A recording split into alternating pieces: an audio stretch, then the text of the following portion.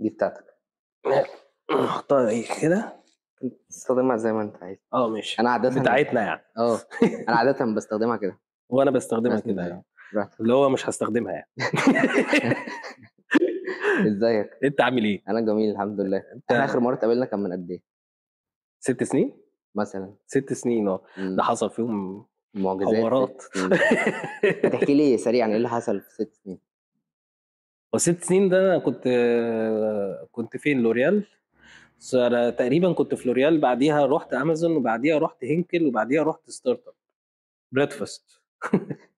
في 6 سنين انت شغال دلوقتي في بريدفاست؟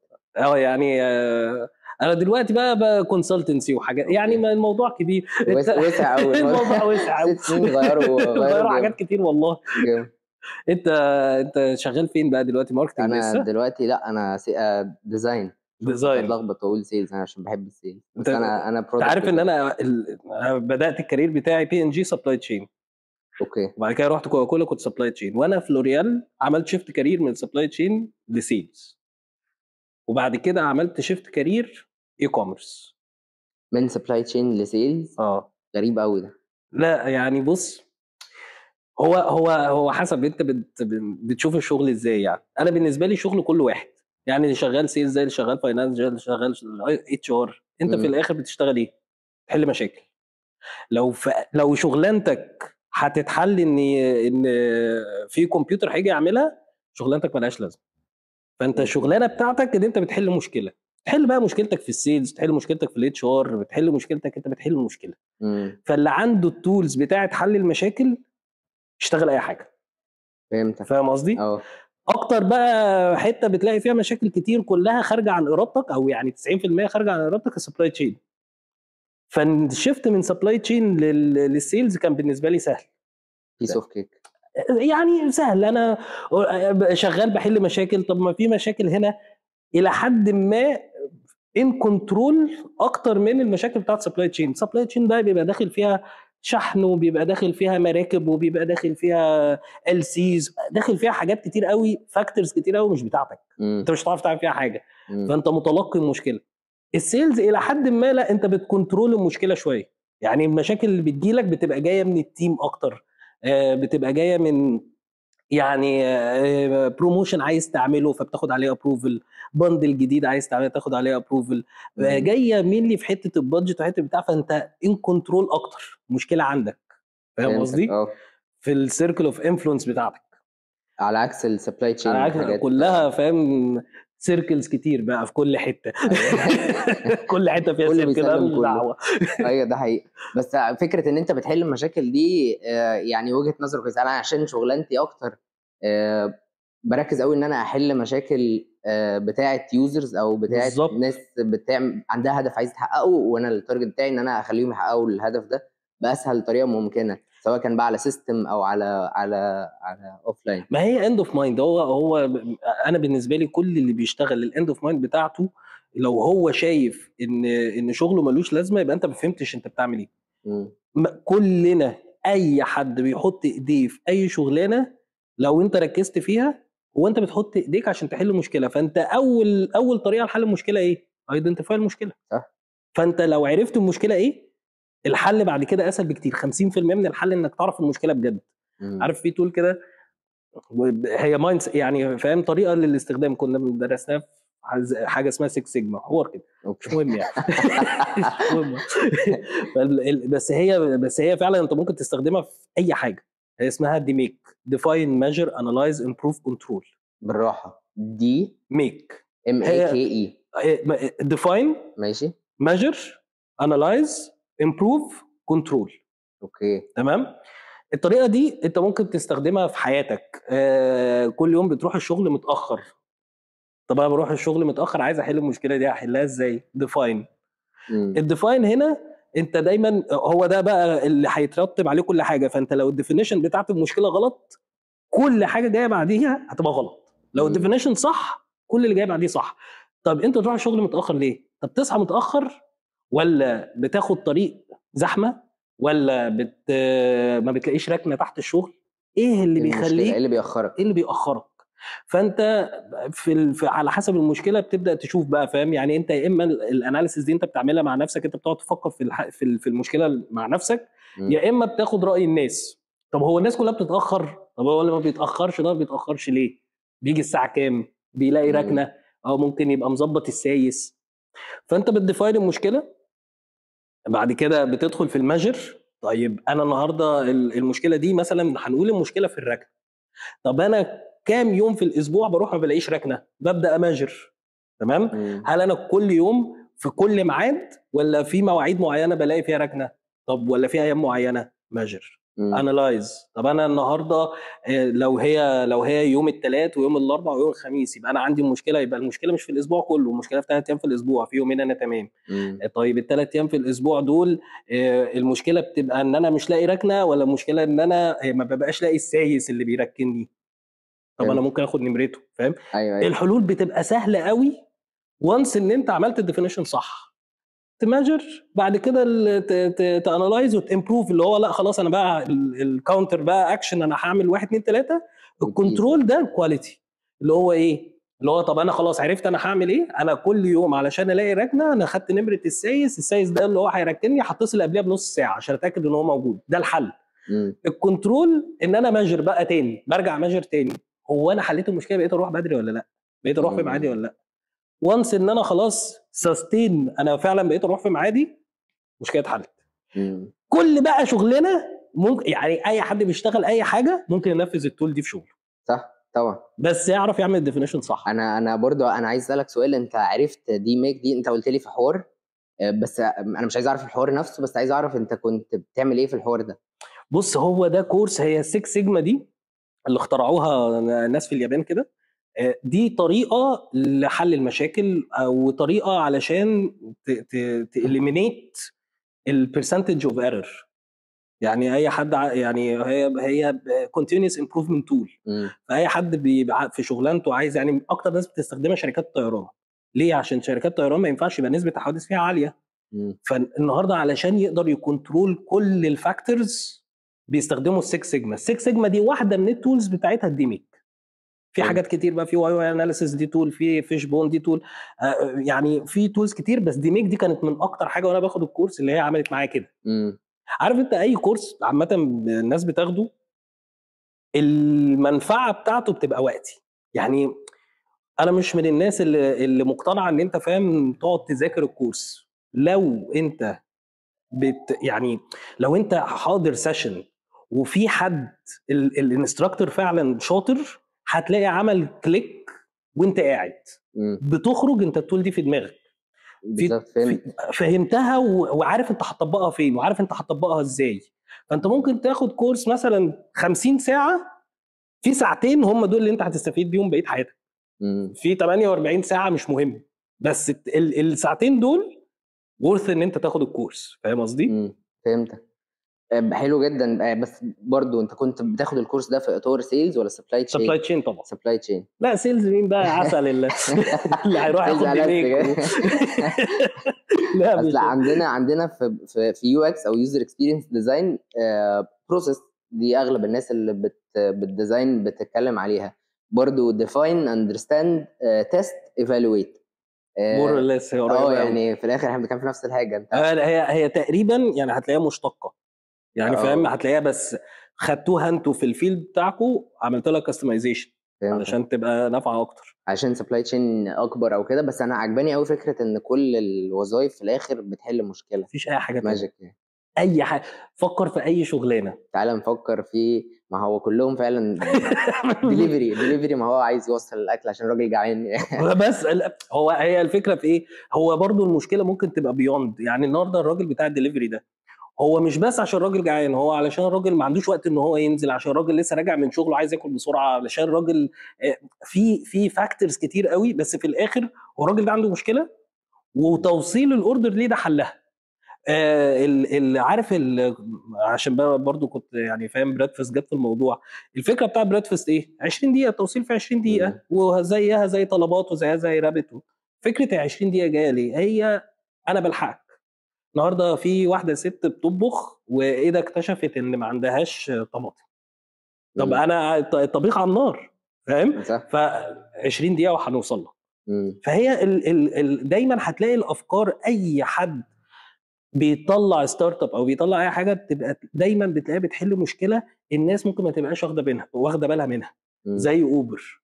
هو اوبر فكرته ايه؟ تاكسي ككونفينينس مش احسن حاجه، بتفضل واقف ومستنيه ويعدي يا ما يعديش و حاجات كتير قوي بتحصل، فاكتورز كتير، بس الناس متعايشه بيها تمام، ما عندناش اوبشن تاني غير التاكسي، محدش فكر في اي اوبشن تاني، مع ان الناس كلها عندها نيد ان انا اطلبه يجي لي تحت البيت ووقت ما يجي انزل. كل الناس عندها نيد دي، بس محدش كان واخد باله منها. في واحد جه فكر قال الله ده في نيد هنا، هوب هوب في مشكله، يطلع الحل. فاهم قصدي؟ ايوه فهمتك. ايه مشكله. طب انت كور الاكسبيرينس اللي انت بتتكلم فيها، لانه انت شكلك هتنافسني في بروبلم سولفنج. انا بصنف نفسي بروبلم سولفر يعني كده، بس يعني مبسوط ان انا لقيت حد كمان هينافسني. ما هو كل الناس المفروض تبقى ده المايند سيت بتاعها، خلاص كله بيشتغل بقى بيحل مشاكل. بس انت كور الاكسبيرينس بتاعتك جبتها منين؟ لو سالتك السؤال بالطريقه دي، ايه اكتر مكان او اكتر وظيفه علمتك؟ طب بص هقول لك على حاجه. انا اول بدايتي خالص يعني انا قلت لك ايه، كنت شغال في بي ان جي وكوكاكولا ولوريال وامازون وهينكل. انا اول حاجه خالص اشتغلتها كانت فودافون. تمام. كنت شغال كول سنتر بتاع فودافون يو كي. مفيش شغلانه من اللي انا اشتغلتهم بما فيهم من فودافون يو كي ما اتعلمتش فيها كتير. بس انت بتتعلم ده، ان انت تتعلم ده حاجه، ده تشويس. فاهم؟ يعني انا النهارده لما كنت شغال في فودافون يو كي كان 90% ما عادش كتير، بس كان 90% من الناس هي واخداها از اللي هو ايه، انا لحد ما الاقي شغل، وانا كمان كنت واخدها كده لحد ما نلاقي شغل وبتاع، وحاجه بتجيب فلوس وسهله ومش عارف ايه. بس كل الناس ناقمه، يعني كله ناقم على الشغلانه. انا مش مبسوط بيها، يعني شغلانه صعبه جدا، بس ما خدتش بالي ان هي فادتني غير بعد ما اشتغلت في شركات تانية. التولرنس بتاعي بقى عالي جدا، عالي جدا. انت قاعد 8 ساعات في ناس بتكلمك في ودنك وبتزعق، هم كلهم عندهم مشاكل في الفواتير مينلي، ففلوس، فكلهم بيزعقوا لك كلهم. فانت التولرنس بتاعي عالي جدا جدا. الديسيبلين عالي، لان انت بتلوجن بالدقيقه، لو اتاخرت دقيقه بتخصم مرتبك دقيقه، لو اتاخرتها بتخصم مرتبك، بتاخد البريك بتاعك بالدقيقه، عندك 15 مينتس بريك، فانت هتروح تاكل وتشرب وتدخل الحمام، ما ينفعش تدخل الحمام بره بريك. حتى لو انت مزنوق ملناش فيه، مش بتاعتنا، شغلانه صعبه. ما خدتش بالي ان انا اتعلمت فيها قوي حاجات كتير قوي مش ريليتد حتى للشغلانه، مش ريليتد ازاي بهندل كول يعني، بس اتعلمت حاجات كتير قوي من الشغلانه دي ما خدتش بالي غير بعد ما سبتها. فاهم قصدي؟ فما فيش شغلانه هقدر اقول لك ان هي ما علمتنيش كتير. انا من التحويله من السبلاي تشين للسيلز، انا الاكسبيرينس بتاعت السبلاي تشين مع ان هي مش ريليتد خالص فادتني جدا في السيلز. اناليسيس سريع، بعرف اعمل اناليسيس بسرعه، اعرف ابص، اعرف اترجم المشكله بسرعه، اعرف اهندل، لان انا بهندل يعني في السبلاي تشين بتهندل ستيك هولدرز بس كلهم انترنال. فباي ديفولت مع الوقت انت بتعرف بقى بتتعامل بقى مع كل واحد ودماغه، وكل واحد واللي هو عايز يسمعه ومش عارف ايه. فانا قلبتها، بدل ما بتعامل مع الانترنال ستيك هولدرز بقوا اكسترنال ستيك هولدرز. بس هم ستيك هولدرز، هم ستيك هولدرز، انسان في حاجات عايز يسمعها، وفي حاجات عايز يكسبها، وفي يعني فاهم تايب اوف نيجوشيشنز كده معينه. انا استخدمت حاجات اتعلمتها في سبلاي تشين، بس طبعا السيلز فادني في حاجات تانية انا ما كنتش عمري هتعلمها في سبلاي تشين. يعني في النيجوشيشن مثلا في حاجه واحده بس في النيجوشيشن تنجحك، حاجه واحده يعني، طبعا في حاجات كتير بس انا بشوف دي اهم حاجه، دي من الاكسبيرينس بتاعتي اللي خدتها. بيع القضيه. البايع اللي بيبيع اللي مش فارقه معاه البيعه هو اللي بيركب النيجوشيشنز. فانت لو رحت واللي قدامك بيسنس، لو انا النهارده بتكلم معاك انا عايز امضيك كونتراكت، لو انا بتكلم معاك وانت حسيت ان انا كين على الكونتراكت اكتر من ما انت كين ان انت تنفذ الكونتراكت ده، هتركب وهتبدا تنيجوشيت، هتبقى اسخف وهتيجي عليا اكتر. لو انت حسيت ان انا باجي انا والله عندي برودكت وعايز ابيعه لك وباجي بمضي معاك الكونتراكت ده، بس انا عندي ويتنج ليست 50,000 واحد، فانجزني علشان انا يعني يعني ان ولا اوت وعشان نخلص، هتلاقي نفسك انت بتفكر ان انت غصب عنك سايكولوجيكال، انت مش بتفكر ان انت تنيجوشيت معايا، انت بتفكر ان انت تكلوز الديل. مم. الحاجات دي انا عمري ما كنت هعرف اتعلمها غير في السيلز. في الاخر التعليم ده بيجي على حسب البني ادم، في ناس بتدخل تقعد 50 سنه وما بتتعلمش، وفي ناس بتقعد سنه وبتتعلم. هو في الاخر انت عايز تتلقى قد ايه من المعلومات اللي حواليك، اللي انت عماله تطير حواليك في كل حته دي. مم. خصوصا دلوقتي ده داتا مش طبيعيه في كل مكان، طبعا. لدرجه الناس في داتا بانكس الناس مش عارفه تعمل بيها ايه، اعمل ايه بالداتا دي كلها، فاهم؟ فانت في ايديك والله، عندك الدنيا مفتوحه، عايز تتعلم هتلاقي نفسك بتتعلم، مش عايز تتعلم اقعد 20 سنه بتتعلم. مش مم. فارقه الشغلانه، مش فارقه انت فين، مش فارقه الشركه. ان انا في حاجات اتعلمتها في الستارت اب ما اتعلمتهاش في مالتي ناشونالز. السرعه، مالتي ناشونال كله بطيء بطيء جدا. عشان تاخد قرار. في بقى هيراركي وستراكشر كبيره جدا، في ستيك هولدرز كتير جدا، هتاخد راي ده وهتاخد راي ده وهتعدي على ده وهتعدي على ده. فالخطوه بتاعتك بطيئه، خطوه ان انت ترد على منافس بطيئه، في حاجات كتير قوي معطلاك. الستارت اب سرعه. مم. ايه ده؟ طب ما تيجي عندنا فكره، ما تيجي نعملها، ما تيجي نشوف، ما تيجي ترايل اند ايرور كتير بالظبط، التجربه اسهل بكتير. بكتير طبعا. فالقرار السريع ده تتعلمه في ستارت اب، ما تتعلموش في مالتي ناشونال.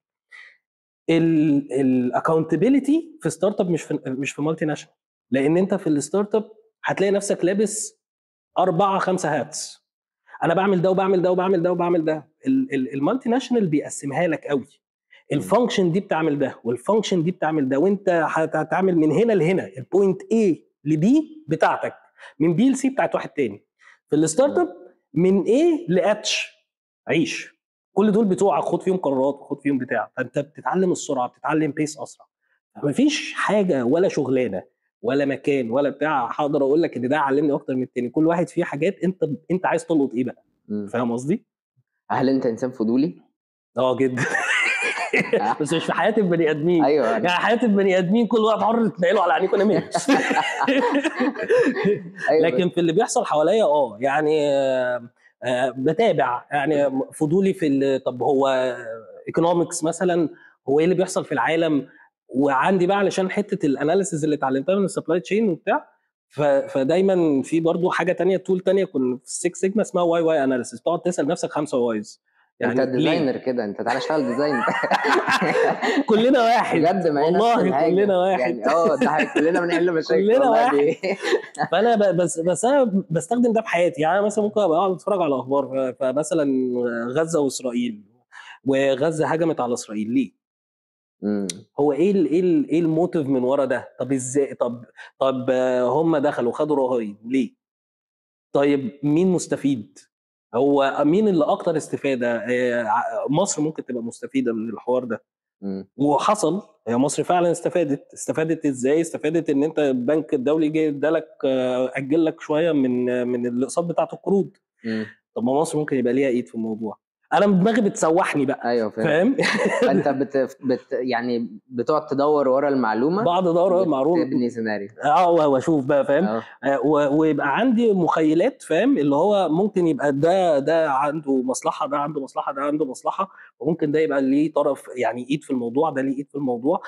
بحيث انا فاهم اللي هو زي ما بقول لك، ما باخدش الحاجه اللي هو فاهم ايه ده حصل، يا هجموا على اسرائيل، ما باخدهاش كده ايوه بقى. ايوه. ايه ده، هي اسرائيل بتموت 12,000 واحد ليه عايزين ايه؟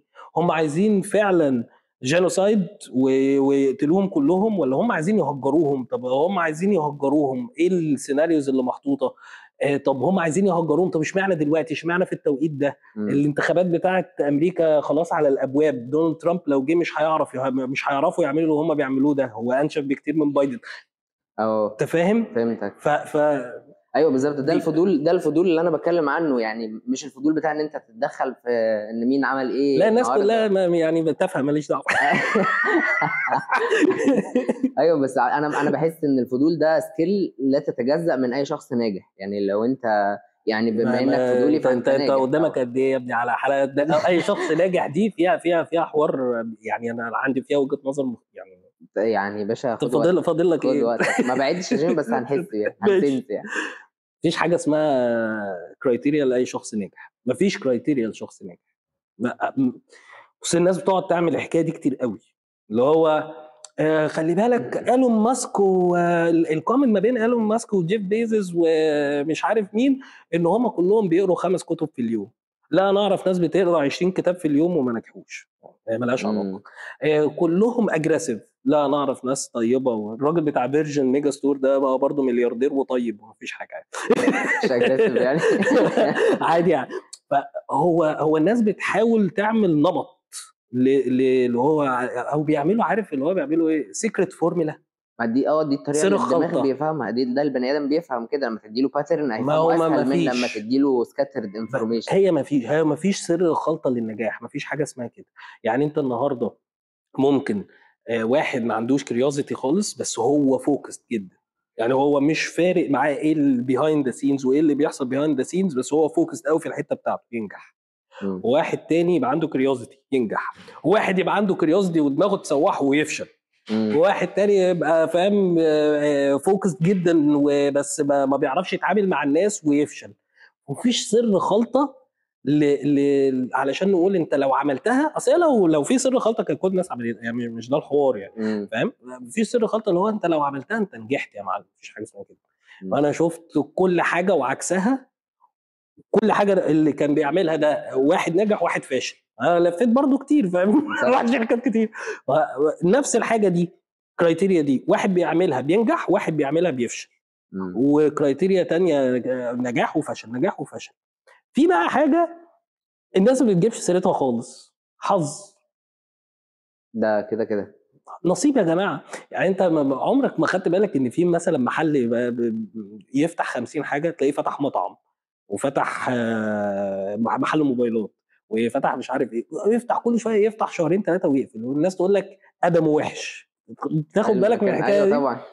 ويجي واحد يفتح مشروع كان اتفتح قبل كده، وتلاقي بقى ايه، بقى وناس طوابير وبينزل له بوست. هو ما عملش حاجه مختلفه خالص، ولا اكله مختلف ولا اكله احلى ولا اوحش، هو التاني اصلا ما حدش كان بيجرب اكله. فبس هو الفكره في ايه، الراجل ده حظه حلو، نصيبه هنا حلو، يعني الترافيك ربنا زاد في المنطقه من ساعه ما هو جه في يعني. حاجه حصلت، فاهم؟ مش شرط كل حاجه بتبقى محسوبه. ودي هي بس الناس برضو اوقات الناس ما بتحبش تقول ده علشان ينسب النجاح لنفسه، فاهم؟ وده يعني بني ادمين يعني طبعا. بس انا حصل لي كده. انا في اول امتحان لبي ان جي، ما اعرفش بقى على ايامي الكلام ده مثلا من 10 سنه او 12 سنه، بي ان جي ايه طب ما نجيبه يلعب معانا. ده يعني شويه وندخله. بي ان جي امتحانها كان صعب جدا جدا وسكور عالي، وانت لو سقطت في الامتحان ما ينفعش تقدم تاني غير بعديها بسنه. انا كنت اخر امتحان ليا في الجامعه، كنت تاني يوم عندي امتحان بي ان جي، رحت. انا اتخضيت، هو ايه الاسئله دي؟ سقطت سقوط ذريع طبعا، فاهم؟ قعدت سنه، وبعد كده السنه دي اشتغلت فيها فودافون، وبعد كده قدمت تاني.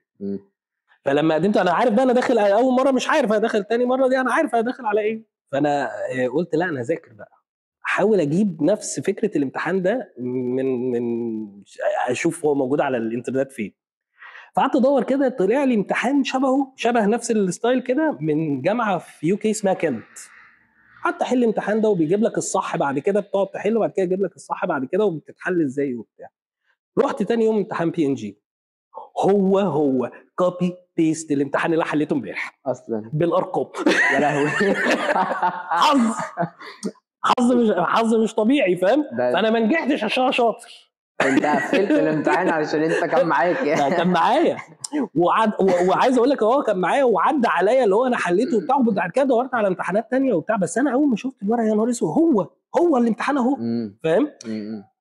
مش شاطر، مش العبقري اللي دخل الامتحان ده، ايوه انا علشان بعرف افكر، لا انا كنت حالل زيه. بس هو فاهم الناس ايه يعني، ما بيحبوش يحطوا الفاكتور ده. لا، ده انا اشتغلت في ان جي، امتحانهم صعب جدا بس انا عديته، فاهم؟ لا بس انا بالصدفه كان حظي حلو، فاهم؟ فالحظ بيلعب دور كبير جدا في النجاح. انت ممكن واحد تلاقيه، فاهم؟ برضه حصلت معايا، كنت في كوكاكولا، فاهم؟ فيري هوريزونتال، ما فيهاش ترقيات خالص. فانا وانا بتعين مديرتي ساعتها قالت لي انت هتريبورت ليا وانا بريبورت للجي ام ومفيش تاني. بس كده خلاص. فانت قاعد، انا بقالي في الشركه، هي بتقول لي انا بقالي في الشركه 20 سنه. فانت قاعد هتيجي على كده؟ قلت لها يعني تمام، بصراحه مرتب كان كويس، فقلت لها تمام. رحت اشتغلت سنه حصل جلوبال ريستراكشر في كوكاكولا، فاتفتح بوزيشن ريجنال، قدمت عليه وخدته، فبقيت ماسك مصر وايرلندا وفرنسا وبلد اسمها سوازي، حاجه كده في افريقيا. وهي بقى لها 20 سنه مفيش طلعت structure براها، حصل. مفيش استاجننت بقى لهم 20 سنه، الموظفين قاعدين هم بيريبورت ليها يا اما بيمشوا. فسنه ريستراكشر بتاع، طب ده ايه؟ حظ، فاهم؟ مش شطار او حظ. فالحظ فاكتور مهم جدا في حته النجاح دي، بس الناس تعترف. اللي هو لو مشيت معاك قول مشيت معاك عادي. عادي يا معلم، ما تقول. مره مشيت معاك ومره اجتهدت، ايه المشكله؟ ربنا عايز يرزقك يا اخي. ما تسيبه يرزقك. صح جدا. انا عايز اقول لك ان انا حظي حلو ان انت موجود معايا النهارده حبيبي والله. يعني كان نفسي نطول اكتر من كده، بس الوقت بيجري ورانا. مره تانية بس هنعملها تاني. شكرا حبيبي.